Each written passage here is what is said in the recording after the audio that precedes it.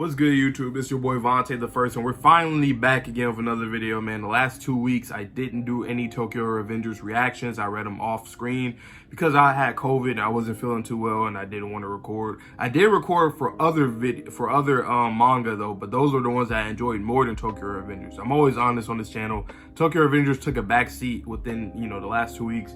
In comparison to the other mangas, because I wasn't really feeling the story as much right now. Like, it's just constant action, but like the plot hasn't really, it hasn't moved me. I want to go back to the flashbacks of Mikey and really understanding where the dark impulses came from, stuff like that. Like, I want to get back to that kind of stuff, because I was just getting tired of the constant just dark impulses and then everybody just fighting each other, and then the narrative is not really moving for me. So I don't know, but hopefully we can get back into that story driven stuff, because that's what I really liked about the series. The series had like a lot of heart into it when it came to the story, but it hasn't really had that. It hasn't been consistent, at least, especially within this last arc, or the whole act in general. It hasn't really had that heart that I really liked in like the Tenjiku and the Black Dragons arc and everything before that as well.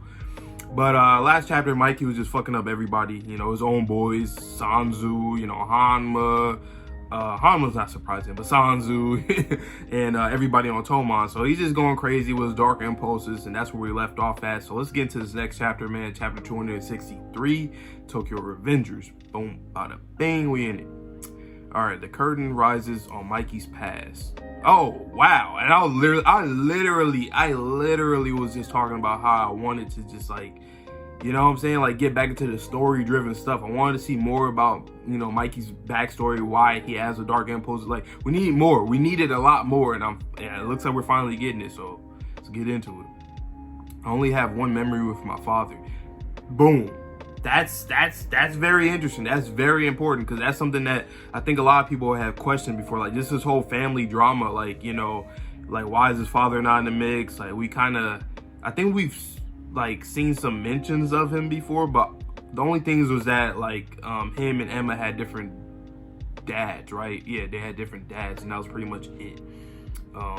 So yeah, that was interesting, but it wasn't really too much for his dad specifically, but now we're getting it, so that's cool. I brought you a souvenir, Manjiro. So is he giving them toys or something? Hey, that might be why, you know what I'm saying? Maybe that's really good. If he gave him that airplane and he kind of blacked out because they broke it, I could understand that a lot more. You know what I'm saying? Like, it has a lot of meaning to him. So if he gave him that, then I would be much more happier that is the reason why he went to the lengths that he did on Sanzu at that point in time. I'm not saying it's okay, but I can understand why he was that mad if it's the case. This American hero is very strong and cool. His dad looked pretty cool. His dad kind of looked like Takemichi, but older, and yeah, I don't know. He kind of looked like Takemichi a little bit. That's interesting. He died in a car accident when I was 3 years old. Okay.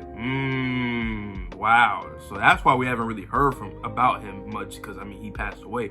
But wow. And why is it always vehicle? You know what I'm saying? Like, car accidents in this goddamn manga, whether it's the motorcycle with I'm about to say Tanjiro, with what's his name? Taiju and Sanzu, Kisaki, Hina, all that shit. You know what I'm saying? It's crazy. I'm the strongest third grader in Shibuya. And you see Mikey just fucking up everybody. There's no doubt about it. Gon-kun. Damn, that boy, yeah, that boy was just like that. My boy Mikey was just like that, man. What the hell? I hated weak guys. You're not a big deal at all. I met that, what did it say? I met that big guy from the East Elementary 3rd grade, and I beat him up. You're so strong, Manjiro. Is that his mom? That's interesting. That's interesting right there. Just like your father. I was looking forward to seeing my mother once a week. Take this, Mom. Looks like she's in the hospital too. Yeah, okay. That's interesting. That's why he was with his grandfather, so I guess both his parents ended up passing away. Mom, all of them immediately started to cry when they lost. Oh, but children cry easily, right? My father also cried easily. I wonder if he ever cried in public. Whenever I talked with my mother, she only talked about my father. That man was hopeless. Her smile would always be slightly different. You love dad very much, don't you, mom? You think? Well, then I'll be like daddy too. Grandpa. So it looks like his dad was up to no good, essentially. You know, he was like a very upfront, like he was a very tough kind of guy, and that's probably where he kind of gets his, you know what I'm saying, his nature from. And, you know, when you look at like maybe, you know what I'm saying, like maybe Shinshiro was probably took after his mother more, especially with the black hair, and you can see, you know, that kind of comparisons with Mikey looking more like his dad, and Shinshiro looking more like the mom. Because Shinshiro, he wasn't really great at fighting, but he was just really good at like being a mediator and being a leader. So maybe, you know, this chapter in general, we're kind of getting more of like just understanding, especially Mikey specifically, but understanding where he kind of gets his nature from. And I'm really liking this chapter so far. Like I'm actually very, like we needed this. That's all I can really say, is that we needed this. But let me continue. I got a call from the hospital. Mom is in critical condition. It's likely that this will be the last time you will ever talk to her. Mom, I won another fight today. Weak guys always cry so fast. I'm not going to cry. That's why, Mom, I'm going to protect you, so come back home. Manjiro, you're not strong because you don't cry. Even you too used to be a crybaby when you were younger. All you did was cry and wail, my angel. Yeah, as a baby. What are you saying, Mom? Don't talk about when I was a baby. 3 days later, my mother died. Wow. You see Shinshiro, you see Emma crying, you see the grandfather crying, tearing up, and you don't see Mikey. Or you see Mikey, but he's not really reacting. He's sad. Don't leave, and he went to the hallway and started crying.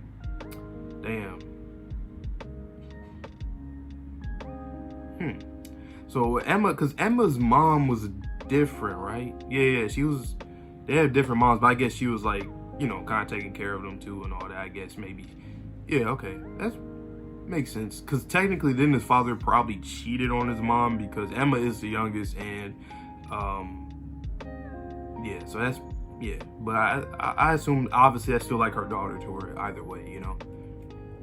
I hate weak people. Hey, bastard, are you Mikey from class 7? You're the one who beat my cousin. You're so small. He really is. Huh?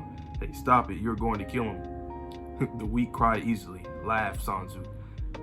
And then we pieced it together by getting this, you know what I'm saying? The whole moment with Sanzu, the plane breaking and all that, I can understand now, you know what I'm saying? Like, I still wonder if that's his dad that gave him that toy, because it seems like, from what we've seen earlier in the chapter when he was giving him a toy, maybe he did give him gifts like that, and he kind of hold that dear to him, because in his mind, his mom like loved his father, right? Because she always talked about him and stuff, and basically kind of comparing the two, like how he was just like his father and whatnot. So, you know, it was kind of through his mom that he, you know, learned about his father, and that kind of, you know, connection with her is how he, you know, because obviously he didn't have his father growing up.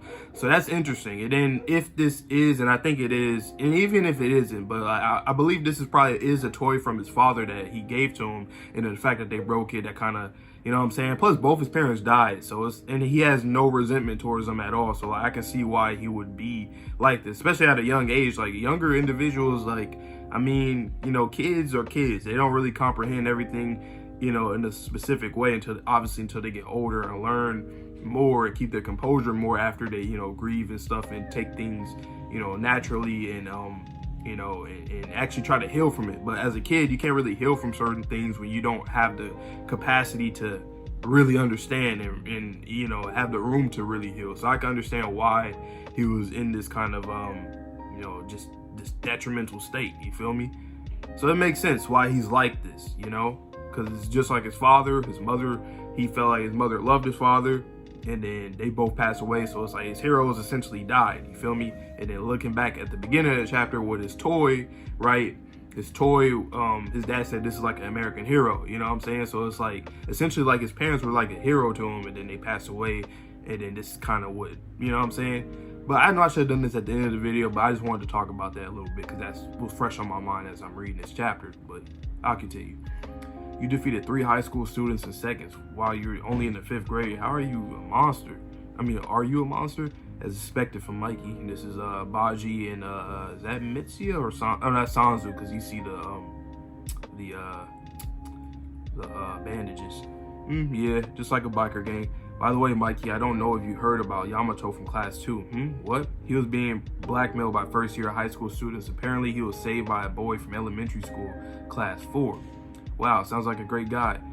From elementary school, class 4. Not only that, even though he's in 5th grade like us, he has a dragon tattoo on his temple. What kind of guy is he? That boy, Draken, boy, or Draken. I like to call him. Well, I know most people call him Draken, but I like to call him Draken. You know what I'm saying? It sounds cool. If I'm not mistaken, he's called Draken. What a strange name. The only day I picked up an erotic magazine, it had a strange name like the 48 positions. Oh my god. I guess there's not enough of us. Mikey Kun. The dragon tattoo on his temple. He's like, oh, that's him. This boy is Draken. Your 48 positions are all over the place, aren't they? What the hell? Well, he said, what?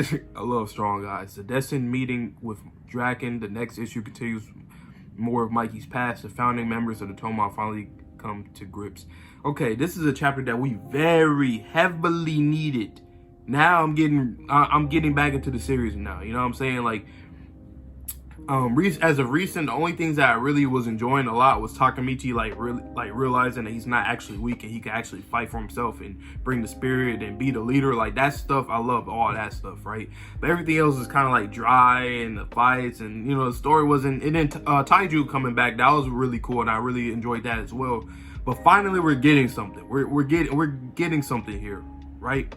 Because, like, remember, it was very controversial when that chapter came out about him, you know, fucking up Sanzu because he broke his toy airplane, and he like fucked up his mouth and shit. Like, people was like what, you did that over that? But like, now when we learn in this chapter how he felt about his parents and stuff, and I'm assuming that his dad gave him that toy airplane, you feel me?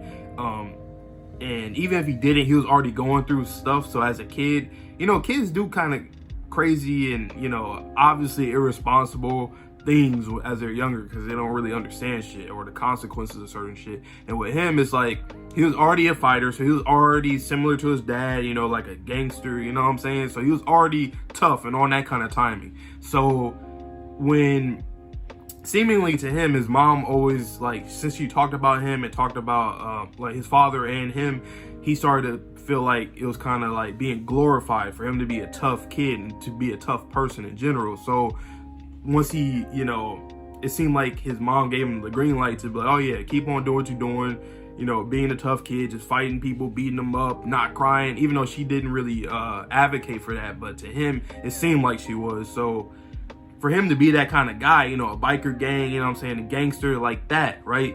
And then having shit like his parents passing away, who are essentially his heroes, on top of other people trying to fight him and pick fights with him, and then people breaking his shit, breaking his toys, something that somebody gave to him that meant so much to him. It's understandable why he is, you know, the way he is, you feel me?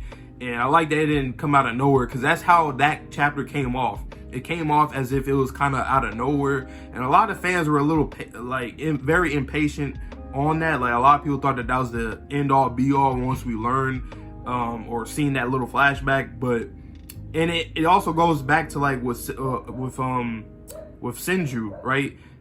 She felt that it was her fault because she had lied and all this stuff, but in reality he was already going through shit, so it's like it not really wasn't her fault or anybody's fault or Sanzu's fault at that. It was just that he was going through so much. Essentially, his heroes, his parents died, so it's like, I mean, you know what I'm saying? He already felt that kind of pain, and that's the only way he could really let it out because of that. So it was completely understandable. It's not justified, obviously not, but it's understandable why he felt that way. And I'm actually extremely proud that Ken Wakui actually, you know, continued that and finished it up and wrapped it up nicely, in my opinion. You know what I'm saying? Like, now everything is starting to make sense.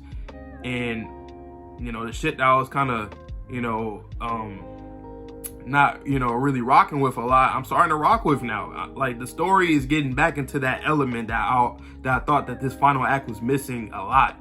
So now I'm actually really excited to see more of this backstory and then get back into the present time and just, you know what I'm saying? And then on top of that, not only did his parents die, but literally his little sister got killed, his older brother got killed, his two best friends got killed, you know what I'm saying? Like, he lost like 7 people about 7 people. Actually, and then his other brother got literally 8 people. 8 people that was either connected through family, you know what I'm saying, or just friends or whatever the case may be. He lost about like 8 different people in his life, right? The only person he has left, other than Toman, you know, his boys right now, is literally his grandfather when it comes to like straight up family. Everybody else is gone. So that's really interesting. And yeah, man, that's pretty much all I got though. You know, I could go on and on about this chapter. This chapter is I give it a 9 out of 10, to be honest. Like it was a really much needed chapter. And yeah, I just want to know down below how you guys felt about this chapter, my reaction, and all that good stuff. You guys already know, man.